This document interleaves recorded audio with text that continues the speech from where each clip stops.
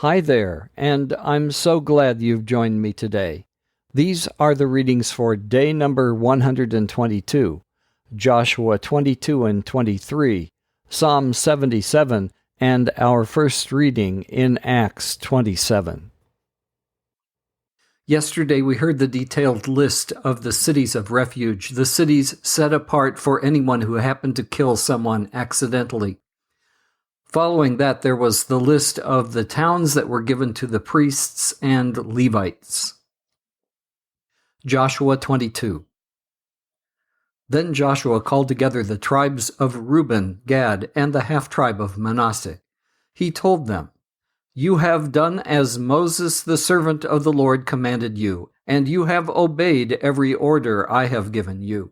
During all this time you have not deserted the other tribes. You have been careful to obey the commands of the Lord your God right up to the present day. And now the Lord your God has given the other tribes rest as he promised them. So go back home to the land that Moses, the servant of the Lord, gave you as your possession on the east side of the Jordan River. But be very careful to obey all the commands and instructions that Moses gave to you. Love the Lord your God, walk in his ways, obey his commands, hold firmly to him, and serve him with all your heart and all your soul." So Joshua blessed them and sent them away, and they went home. Moses had given the land of Bashan, east of the Jordan River, to the half-tribe of Manasseh. The other half of the tribe was given land west of the Jordan. As Joshua sent them away and blessed them, he said to them, "Go back to your homes with the great wealth you have taken from your enemies, the vast herds of livestock, the silver, gold, bronze, and iron, and the large supply of clothing. Share the plunder with your relatives." So the men of Reuben, Gad, and the half-tribe of Manasseh left the rest of Israel at Shiloh in the land of Canaan. They started the journey back to their own land of Gilead, the territory that belonged to them according to the Lord's command through Moses. But while they were still in Canaan, and when they came to the place called Geliloth, near the Jordan River, the men of Reuben, Gad, and the half-tribe of Manasseh stopped to build a large and imposing altar. The rest of Israel heard that the people of Reuben, Gad, and the half-tribe of Manasseh had built an altar at Geliloth at the edge of the land of Canaan, on the west side of the Jordan River. So the whole community of Israel gathered at Shiloh and prepared to go to war against them. First, however, they sent a delegation led by Phinehas, son of Eleazar, the priest, to talk to the tribes of Reuben, Gad, and the half-tribe of Manasseh.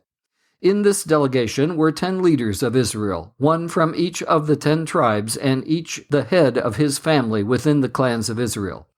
When they arrived in the land of Gilead, they said to the tribes of Reuben, Gad, and the half-tribe of Manasseh, "The whole community of the Lord demands to know why you are betraying the God of Israel. How could you turn away from the Lord and build an altar for yourselves in rebellion against him?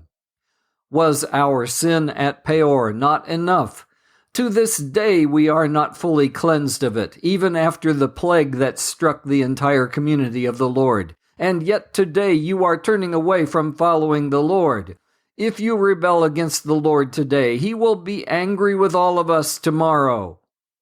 If you need the altar because the land you possess is defiled, then join us in the Lord's land where the tabernacle of the Lord is situated, and share our land with us. But do not rebel against the Lord or against us by building an altar other than the one true altar of the Lord our God." Didn't divine anger fall on the entire community of Israel when Achan, a member of the clan of Zerah, sinned by stealing the things set apart for the Lord? He was not the only one who died because of his sin. Then the people of Reuben, Gad, and the half-tribe of Manasseh answered the heads of the clans of Israel, "The Lord, the Mighty One, is God. The Lord, the Mighty One, is God. He knows the truth, and may Israel know it too. We have not built the altar in treacherous rebellion against the Lord. If we have done so, do not spare our lives today. If we have built an altar for ourselves to turn away from the Lord, or to offer burnt offerings or grain offerings or peace offerings, may the Lord himself punish us. The truth is, we have built this altar because we fear that in the future your descendants will say to ours, 'What right do you have to worship the Lord, the God of Israel? The Lord has placed the Jordan River as a barrier between our people and you people of Reuben and Gad. You have no claim to the Lord.' So your descendants may prevent our descendants from worshiping the Lord. So we decided to build the altar not for burnt offerings or sacrifices, but as a memorial. It will remind our descendants and your descendants that we too have the right to worship the Lord at his sanctuary with our burnt offerings, sacrifices, and peace offerings. Then your descendants will not be able to say to ours, 'You have no claim to the Lord.' If they say this, our descendants can reply, 'Look at this copy of the Lord's altar that our descendants made. It is not for burnt offerings or sacrifices. It is a reminder of the relationship both of us have with the Lord. Far be it from us to rebel against the Lord or turn away from him by building our own altar for burnt offerings, grain offerings, or sacrifices. Only the altar of the Lord our God that stands in front of the tabernacle may be used for that purpose." When Phinehas, the priest, and the leaders of the community, the heads of the clans of Israel, heard this from the tribes of Reuben, Gad, and the half-tribe of Manasseh, they were satisfied. Phinehas, son of Eleazar, the priest, replied to them, "Today we know the Lord is among us, because you have not committed this treachery against the Lord as we thought. Instead, you have rescued Israel from being destroyed by the hand of the Lord." Then Phinehas, son of Eleazar, the priest, and the other leaders left the tribes of Reuben and Gad in Gilead and returned to the land of Canaan to tell the Israelites what had happened. And all the Israelites were satisfied and praised God and spoke no more of war against Reuben and Gad. The people of Reuben and Gad named the altar Witness, for they said, "It is a witness between us and them that the Lord is our God too." Joshua 23. The years passed, and the Lord had given the people of Israel rest from all their enemies.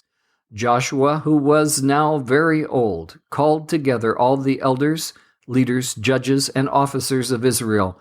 He said to them, "I am now a very old man.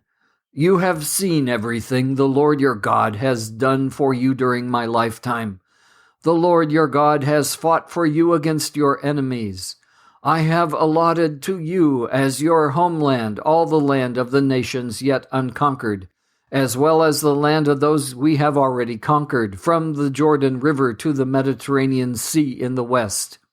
This land will be yours, for the Lord your God will himself drive out all the people living there now. You will take possession of their land just as the Lord your God has promised you.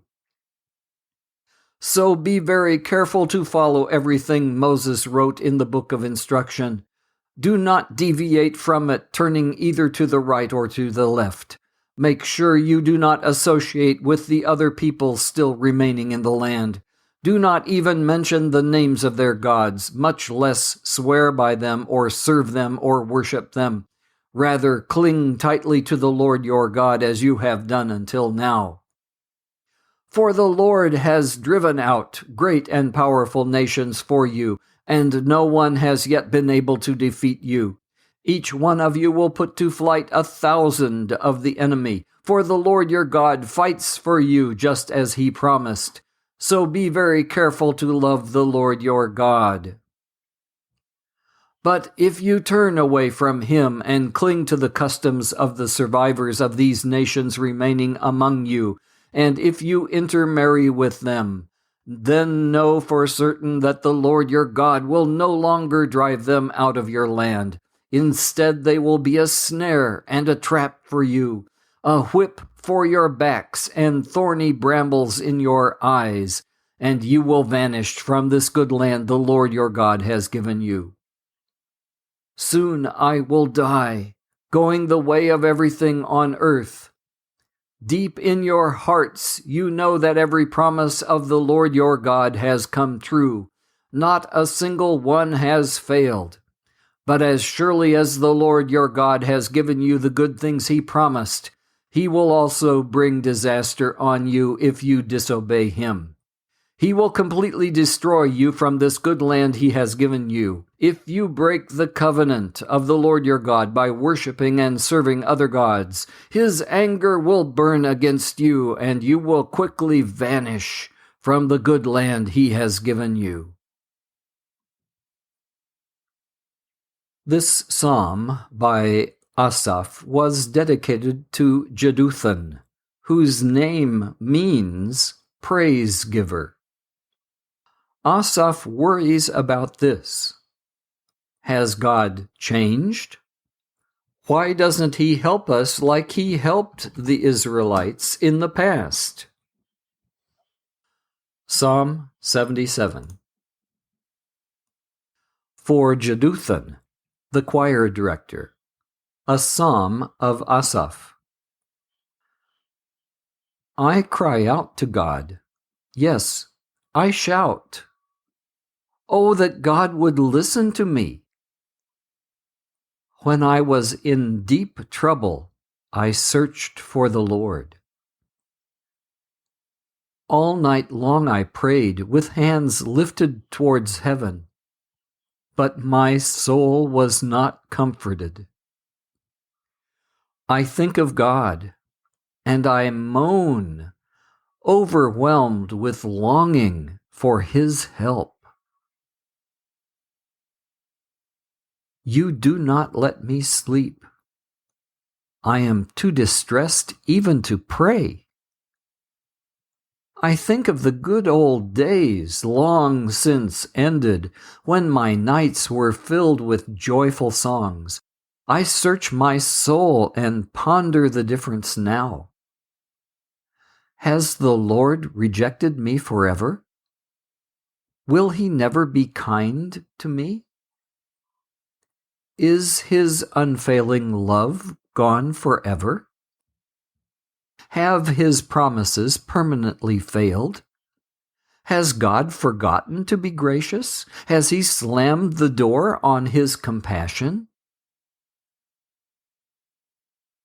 And I said, this seems to be my fate. The Most High has turned his hand against me. But then I recall all that you have done, O Lord. I remember your wonderful deeds of long ago.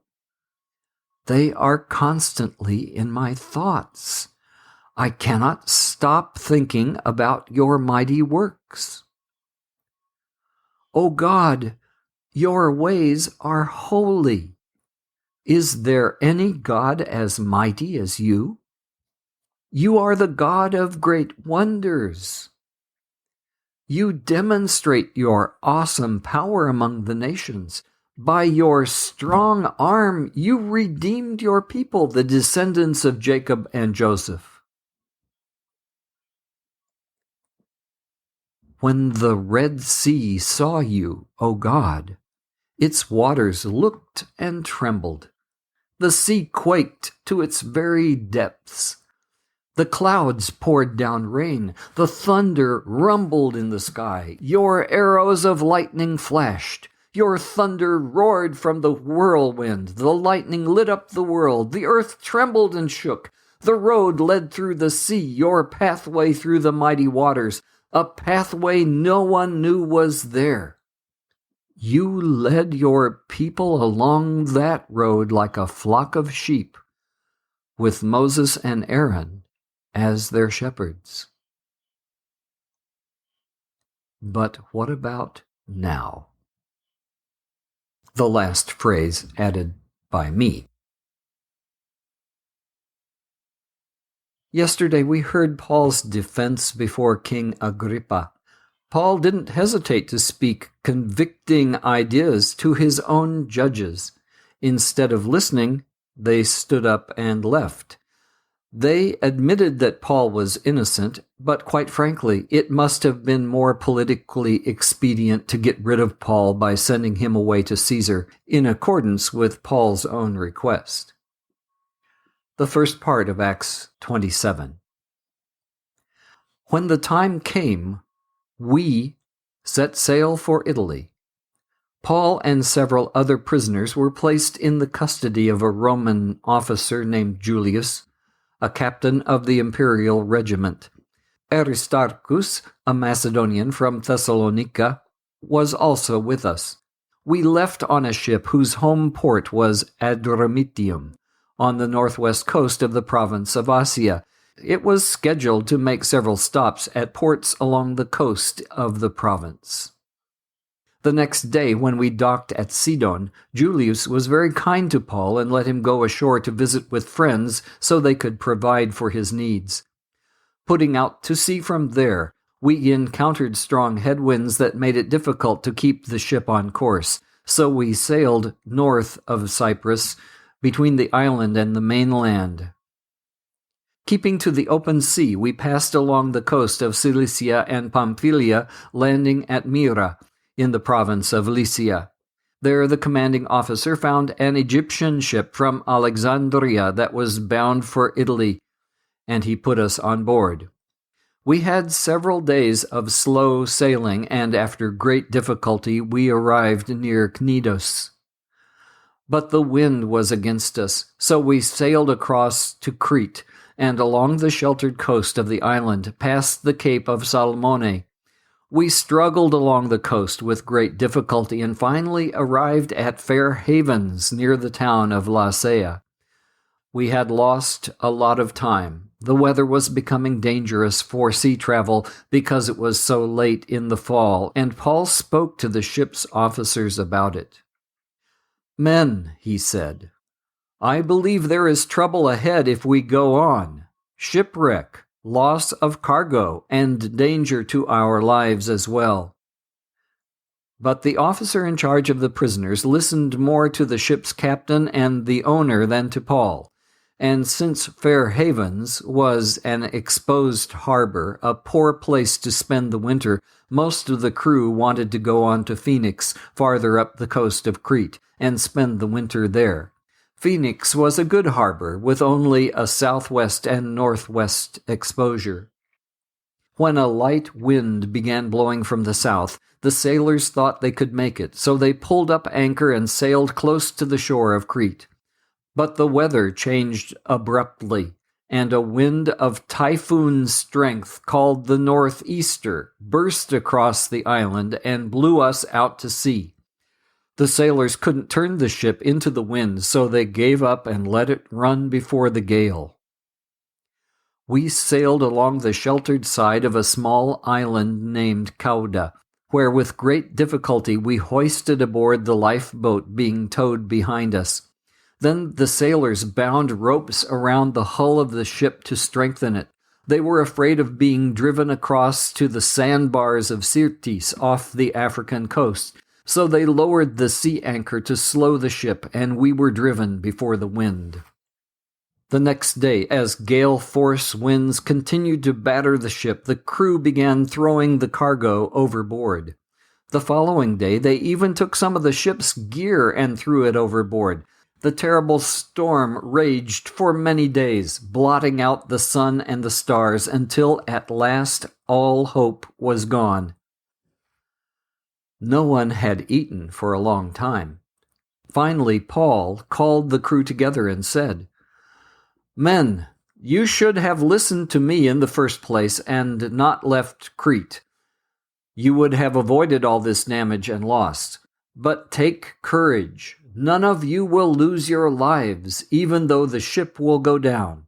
For last night an angel of the God to whom I belong and whom I serve stood beside me, and he said, 'Don't be afraid, Paul, for you will surely stand trial before Caesar. What's more, God in his goodness has granted safety to everyone sailing with you. So take courage, for I believe God. It will be just as he said.' but we will be shipwrecked on some island. Let's pray. Our glorious Heavenly Father, you are the God of great wonders. You have again and again demonstrated your awesome power among the nations. You did indeed by your strong arm redeem your people, working great miracles for them. But I myself, with a wife with a chronic disease, and others that listen to me, probably are wondering, have you rejected us? Will you never again be kind to us? Is your unfailing love gone forever? Have your promises permanently failed? Have you forgotten to be gracious? Have you slammed the door on your compassion? Because you do not answer our prayers like you did for the people of old. And yet we know this, dear Lord, that you allowed this eloquent testimony in this psalm to be here to encourage us. We know that you understand us, even though eloquently in this psalm you give no answers to us. But as another psalm said recently, who do we have in heaven but you? There is no one else, and we make the decision to trust you today. And may we, in spite of the issues that are our prayer requests, the burdens that we have, in spite of those things, we seek to glorify you today.